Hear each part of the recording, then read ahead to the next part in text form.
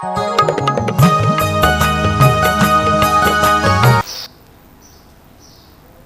बच्चों का दिल निर्दोष होता है और निर्दोष दिल में दोषी संसार का कपट भरे उसके पहले निर्दोष नारायण का ज्ञान भरे और उसमें अभ्यास करे तो बच्चे जल्दी से ईश्वर पा सकते।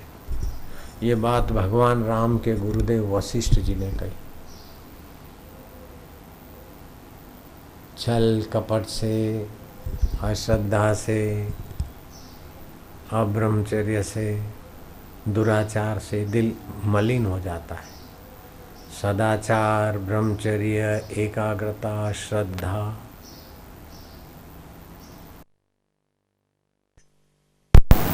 इन सद्गुणों से भगवत प्राप्ति जल्दी होती है। एकाग्रता, भगवान के सामने देखे और ओम का जप करे और फिर देखे, फिर जप करे, फिर देखे, एकाग्रता बढ़े। पढ़ने में भी सफलता और भगवान को पाने में भी सफलता। श्रद्धा, अडिग श्रद्धा। परीक्षा लेने को आए सप्तऋषि और पार्वती की श्रद्धा तोड़ने के लिए सब कुछ कहा, लेकिन पार्वती ने कहा कि करोड़ों जन्म बीत जाए, आप तो बोलते न कि भगवान नहीं मिलेंगे, लेकिन एक जन्म में नहीं मिले तो दूसरे में, तीसरे में, करोड़ जन्म बीत जाए, लेकिन मैं तो शिव जी को ही वरूंगी। कोटि जन्म लगी रगर हमारी, वरूं तो शंभु ने तो रहूं कुमारी। ऋषियों ने देखा कि ऐसी दृढ़ श्रद्धा वाला व्यक्ति सब कुछ पा सकता है। पर्वतीय इलाके में रहने वाले एक व्यक्ति की कन्या पार्वती माता हो गई श्रद्धा के बल से। दृढ़ श्रद्धा। मेरे गुरुजी के आश्रम में मैं गया, गुरुजी तो कहीं बाहर पधारे थे, आएंगे तब आएंगे, लेकिन गुरुजी के आश्रम के पास में दूसरे किसी का आश्रम था, वो बहुत बड़ा उसका नाम था। उस महाराज ने मेरे लिए खास पूरियां बनवाई, बड़ा प्रेम से मेरे को भोजन कराया, लेकिन फिर धीरे से मेरे गुरुजी के लिए थोड़ा सा कुछ उसने मुंह जरा खट्टा मीठा दिखाया। मैंने फिर कभी उसका मुंह नहीं देखा, चाहे बड़ा हो तो क्या है, मेरा सत्कार करे तो क्या हो गया। मेरे गुरु के लिए मेरी श्रद्धा तोड़े, वो मेरा दुश्मन से भी ज़्यादा खतरनाक। दुश्मन तो दिखेगा कि ये हानि करता है, लेकिन श्रद्धा तोड़ने वाला तो छुपा दुश्मन, 84 लाख जन्मों तक भटकाएगा वो तो। फिर मैंने उसका बहुत बड़ा वहाँ का माना हुआ आदमी था, पानी को यूँ देख कर दूध बना देता था नैनीताल के जंगल में। बहुत लोग दूर दूर से आते थे, उसने मेरा स्वागत भी किया था, सम्मान किया था। पहली बार हम गए थे गुरुजी के इंतज़ार में, देखा कि चलो पास वाले आश्रम में क्या हो, तो फिर उसने हमारे को देख के बड़ा प्रभावित हुआ और मेरे को चेला बनाने के चक्कर में मेरे गुरुजी के लिए थोड़ा सा 19-20 बोला, जरा सा। फिर मैं तो उठ के खड़ा हो गया, फिर मुंह नहीं देखा उसका। मैंने अपने मन में मेरे भगवान लीलाशाह बापू को गुरु मान लिया था। फिर वो मेरे को क्या श्रद्धा तोड़ेगा, क्या पता है। मीराबाई ने कहा 68 तीर्थ मेरे गुरुदेव के चरणों में, क्योंकि गुरुजी तो प्रत्यक्ष भगवान का अनुभव कराने वाले देव हैं। गुरु ब्रह्मा, गुरु विष्णु, गुरुदेव महेश्वरा। लोग बोलते मीरा तू तो राजरानी है और तेरे गुरु तो रहीदास है, चमारों की बस्ती में रहता चमार है। अरे बोले मैं चाल चलूंगी अंगूठी, मैं तो चाल चलूं अनूठी, निंदक लोग जल मरे जाए अंगीठी। जो निंदा करते हैं मेरे गुरु जी की या मेरी या मेरा गुरु के साथ गलत संबंध है, ऐसा जो कुछ बोलते हैं, निंदक जल मरो जाए अंगीठी, मैं तो चाल चलूं अनूठी। तो मीराबाई तो निंदकों की बात को तो ऐसा काट देती थी, मीरा की श्रद्धा कोई नहीं तोड़ सका।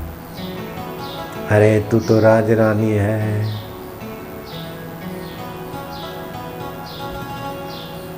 मारवाड़ के इतना राजा की पत्नी है, अरे तो चमार है, उसको क्या गुरु मानती है, ऐसा वैसा।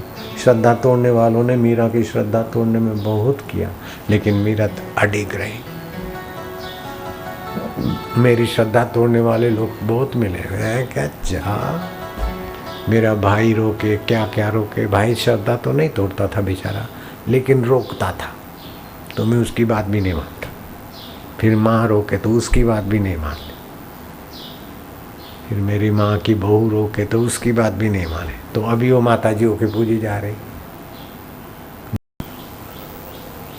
दृढ़ श्रद्धा, एकाग्रता, श्रद्धा, अनासक्ति, सदाचार और ब्रह्मचर्य, ये 5 सद्गुण रखे तो ईश्वर प्राप्ति हो जाए। और ईश्वर प्राप्ति हो गई तो क्या बाकी रहा?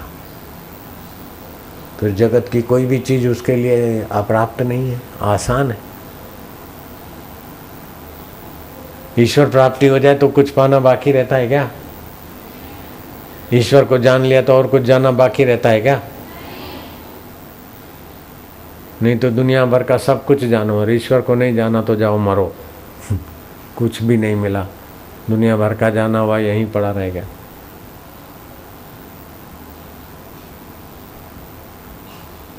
वो सैलानी लोग नाव में बैठ के जा रहे थे, मजाक मजाक में नाव वाले से पूछा, यू नो इंग्लिश? बोले क्या बोलते हो? अरे तुम इंग्लिश जानते हो? बोले नहीं। बोले तुम्हारी 25% ज़िंदगी बेकार है। फिर नाव आगे चली। बोले तुमको पता है कि रशिया का प्रेसिडेंट कौन है, चीन का कौन है प्राइम मिनिस्टर, अमेरिका का प्रेसिडेंट कौन है, अभी पता है? बोले नहीं, मैं तो ये राजकारण के झंझट में पड़ता ही नहीं।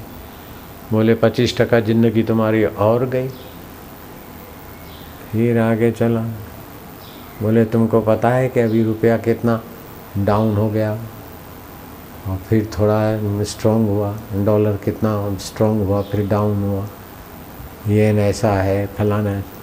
ये अमेरिका की करेंसी, भारत का रुपया की करेंसी का कैसा तुम जानता है? बोले नहीं। बोले 25% ज़िंदगी और बेकार तुम्हारी, बाकी तुम्हारी ज़िंदगी रही 25%।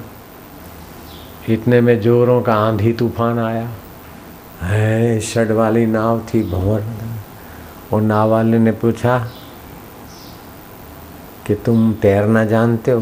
बोले हम सब कुछ जानते, खाली तैरना नहीं जानते।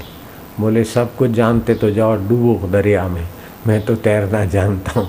25% 50% तुम ही गिनो जाओ। सब जानते लेकिन तैरना नहीं जानते तो डूब मरो।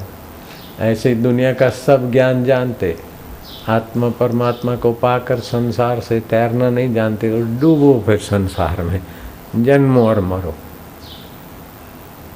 इसलिए तैरना जानना हो तो हरि ओम हरि ओम हरि ओम करके एकाग्रता और सत्संग सुन के दृढ़ भगवान की श्रद्धा, सच्चरित्रता, संसार से तैरना सीख जाओ।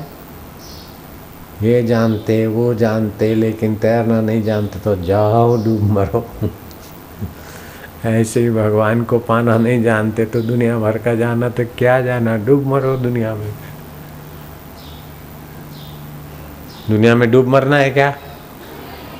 संसार से तरना है ना, दुखों से पार होना है ना, चिंताओं से पार होना है, घमंड से पार होना है, अभिमान से पार होना है, भय से पार होना है, क्रूरता से पार होना है, जन्म मरण के दुखों से पार होना है, पाप से पार होना है। तो ये सब काम हो जाते, खाली भगवान को पाने का इरादा पक्का करे और रोज ध्यान करे। देख लो, पढ़ाई में भी छक्का, भगवान को पाने में भी छक्का, स्वास्थ्य में भी छक्का, आनंद में भी छक्का। और हरि ओम ओम ओम ओम ओम ओम ओम ओम ओम ओम